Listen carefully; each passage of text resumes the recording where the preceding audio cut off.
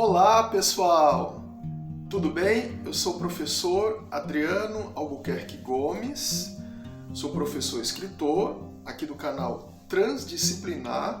É um canal voltado para aulas para escolas públicas e não públicas também, né? Público, quem quiser pode acessar.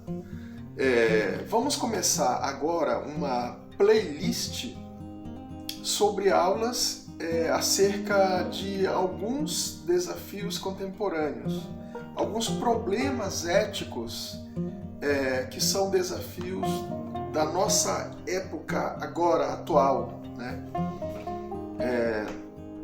E o primeiro desafio contemporâneo que nós temos para enfrentar é a questão da individualidade humana, que não é uma questão nova, é uma questão contemporânea, mas não é uma questão nova, né?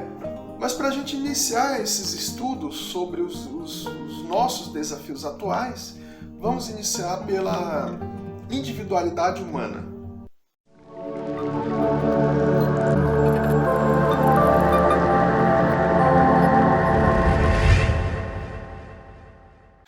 Vamos para essa questão da individualidade humana, vamos abordar aqui dois filósofos que nós temos aqui nos nossos estudos, dois filósofos que nos ajudam a pensar sobre como é possível entender a individualidade humana, né? Vamos lá. O primeiro é René Descartes. René Descartes, na sua meditação primeira, né, é um texto muito famoso que ele tem. Na sua meditação primeira, ele coloca tudo em dúvida. Ele termina os seus estudos na escola e ele sai reclamando de tudo, né? Mas é uma reclamação intelectual, não é uma reclamação pessoal, né? Então ele diz que ele desconfia, né, da base de saber que era orientada pelo pensamento aristotélico, né? Claro, com suas transformações, com suas adequações, mas a base ali do pensamento humano era o pensamento de Aristóteles. E ele termina a escola reclamando intelectualmente dessa base, né, do saber humano. Então ele acorda numa certa manhã, né? Bom, isso já é por minha conta, mas enfim, ele acorda numa certa manhã e diz: eu vou mudar o mundo, eu vou mudar o saber humano, eu vou mudar a filosofia, a ciência. E ele começa um projeto. E esse projeto ele começa pela dúvida, que é o que muita gente chama de dúvida universal, ou ainda dúvida hiperbólica, né? Essa dúvida ocorre em toda a primeira meditação, do começo ao fim. Então ele usa quatro argumentos para contemplar essa dúvida. Os dois primeiros argumentos são argumentos naturais, né? São argumentos naturais. Por quê? Porque são argumentos que atacam a sensibilidade. Justamente porque parte do pensamento aristotélico dá importância para a sensibilidade, né? Para o corpo, para as sensações. O Aristóteles mesmo diz: o ser se diz de todas as maneiras, de todas as formas, ou de várias maneiras, né?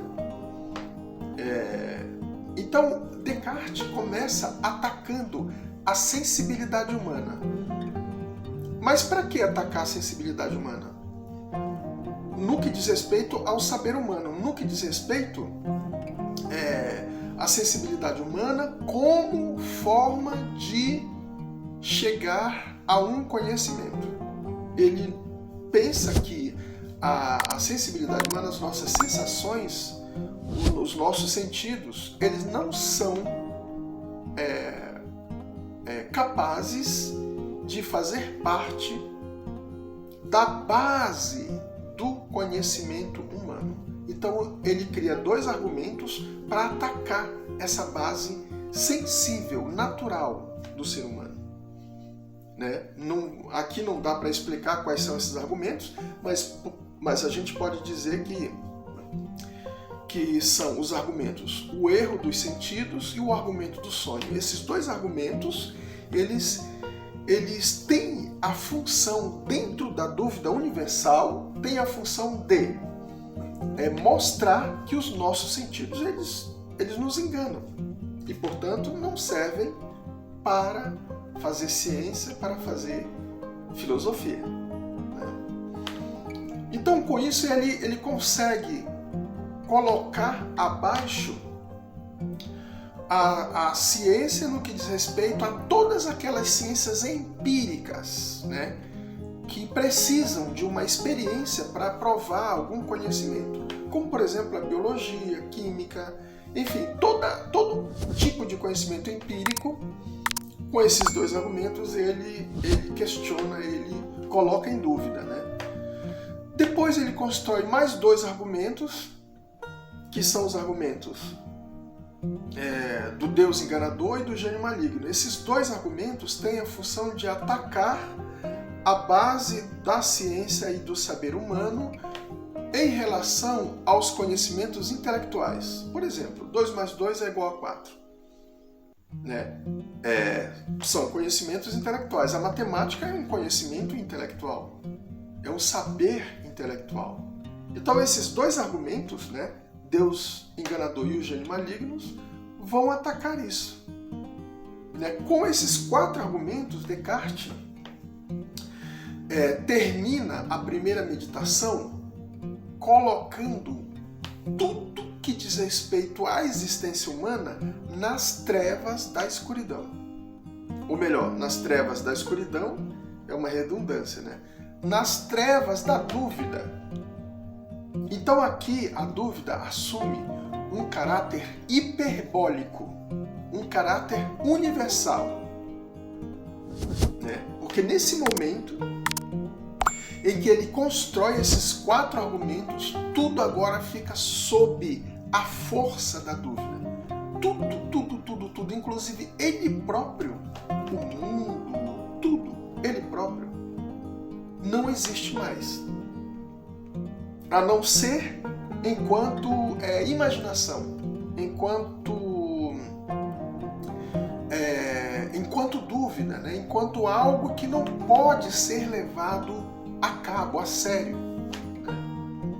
Mas a grande questão aqui é exatamente essas trevas, essa dúvida total sobre tudo, inclusive sobre ele próprio. Exatamente isso é de onde ele tira a chave para ele construir uma nova ciência. Né? É dessas trevas, é dessa escuridão total, dessa dúvida total, que ele retira o elemento primeiro da sua nova ciência. E qual é esse elemento primeiro? Né? Qual é essa chave que ele consegue tirar das trevas, tá? Da escuridão total? É exatamente o fato de que, se ele duvidou de tudo, dele, do mundo, da matemática, dos nossos sentidos, de tudo, enfim. Se ele fez isso, é porque ele próprio, o sujeito da dúvida, pensou, já que colocar em dúvida alguma coisa é um ato de pensar. Né? É um ato de pensar.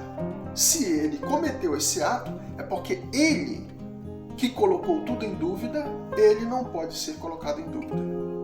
Mas ele quem? O seu pensamento. Pelo menos, né? Porque o corpo dele, o mundo, enfim, toda a extensão enquanto corpo, tudo isso ainda está sob a força da dúvida. Inclusive o mundo ainda, né? Apenas ele descobriu com essa fórmula que ele pensa e que esse pensar é verdadeiro. É isso que é a chave inicial para a ciência e filosofia cartesianas. Então aí o que nós temos? Nós temos uma individualidade. É o ser humano como centro, né, da descoberta. Aqui é a descoberta. Imagina essa mão aqui, ó, como sendo o conhecimento. E essa mão aqui de baixo é o ser humano. O ser humano não, é o sujeito que procura, né?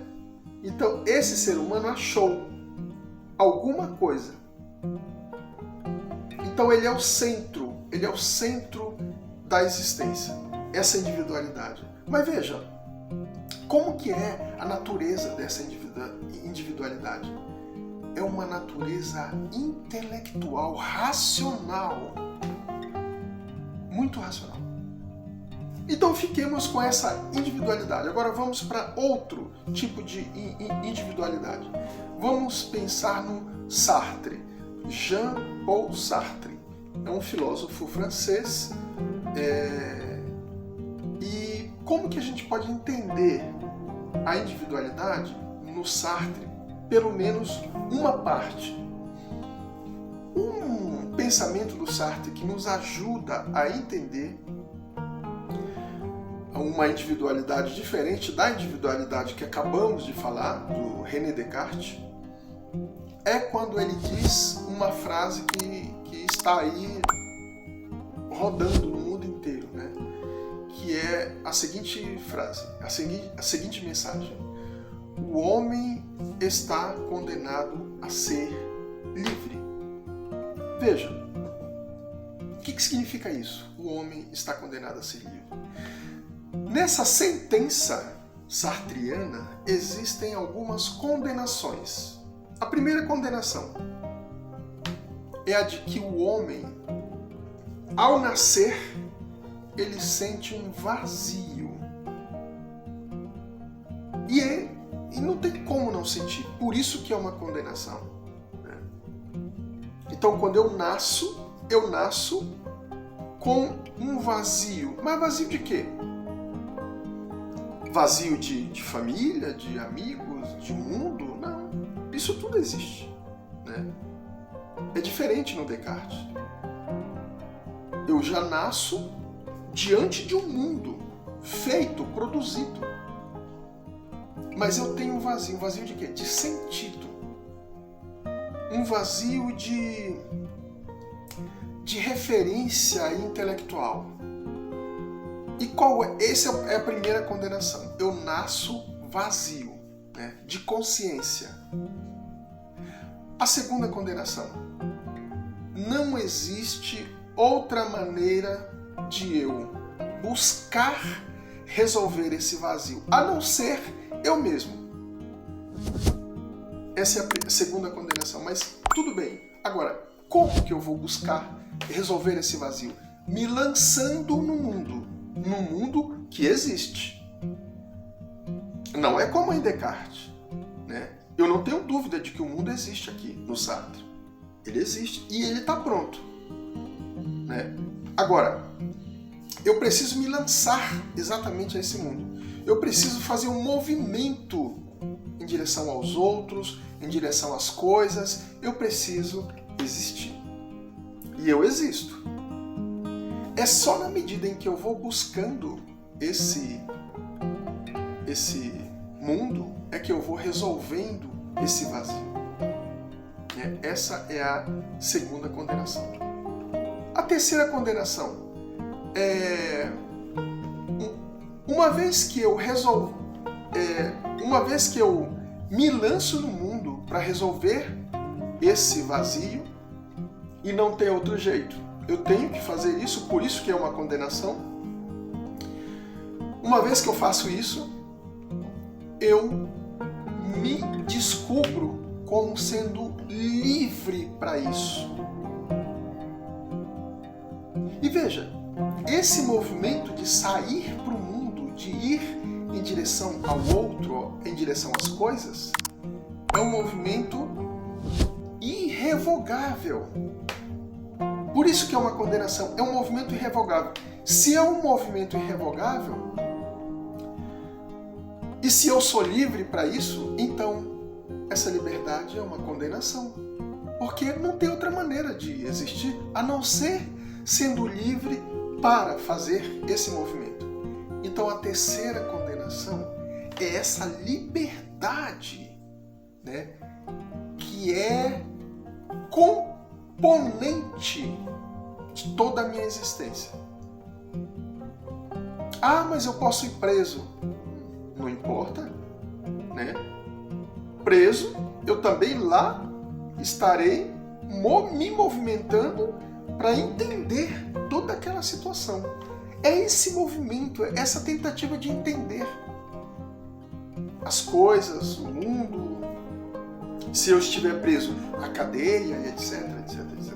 Nada é capaz de me tirar essa liberdade, a não ser a eliminação dela, que seria a morte. Mas aí não faz sentido dizer que você não é livre, porque enquanto você não morre, você é livre.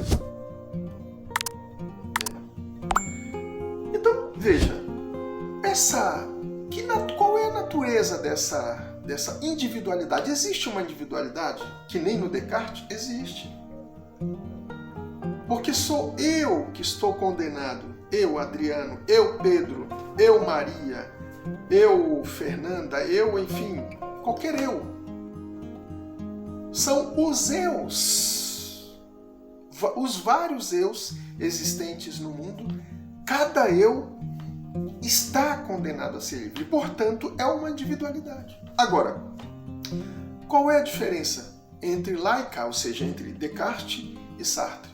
É que lá no Descartes, eu sou o centro da descoberta. Veja, penso, logo existo. Eu sou o centro da descoberta. Além disso, além de ser o centro da descoberta, primeiro eu existo, para depois eu entender o mundo. Ou seja, eu já tenho a minha consciência, né? Agora, aqui não. Aqui eu primeiro existo. Lá primeiro eu penso, depois eu existo. Acho que eu falei errado, né? No Descartes, penso, depois eu existo. Aqui no Sartre, eu existo. E na medida em que eu vou existindo, vou me movimentando livremente, eu vou pensando nas coisas e vou tomando consciência. Vou ganhando consciência. É uma diferença muito grande, né? Lá no Descartes, a essência precede a existência. Aqui no Sartre, a existência precede a essência, né? Ou seja, no Sartre, me movimento em direção ao outro, portanto, eu vou conhecendo o outro. Lá no Descartes, eu penso. Se eu penso, eu sei que existo. Então eu posso até descobrir mais tarde que o outro existe. É muito diferente. Então são duas individualidades, né, que nos ajudam a pensar sobre a nossa individualidade humana. E a questão que eu coloco aqui para vocês escreverem aqui nos comentários, né, se vocês toparem escrever, é: qual dessas duas individualidades nos levam mais facilmente para a coletividade, né? É o Sartre ou é o Descartes? Bom, para mim a resposta está um pouco clara, mas eu não sei o que você, né? Eu não sei o que você pensa, aluno, aluna, ou de repente pai, mãe, enfim, quem quer que esteja aqui vendo essa aula, né? Qual delas é a do Sartre ou a do Descartes? Nos leva mais facilmente para a coletividade? Escreve aí nos comentários que eu queria ler e dar também a minha opinião, tá? Sobre o que você escreveu. Tá certo? Se você gostou dessa aula, dê seu like, né? Dê sua curtida e, se possível, compartilhe nas suas redes sociais, no Facebook, no Instagram. Não sei se é possível compartilhar o YouTube no Instagram, eu acho que não, mas enfim. Enfim, ajude esse canal a crescer cada vez mais, porque ele é público e gratuito e voltado para a educação, certo? Como diz sempre Juca Kfouri, desesperar jamais. Meu muito obrigado a todos e a todas, e vamos seguir em frente com esse estudo sobre os desafios éticos contemporâneos.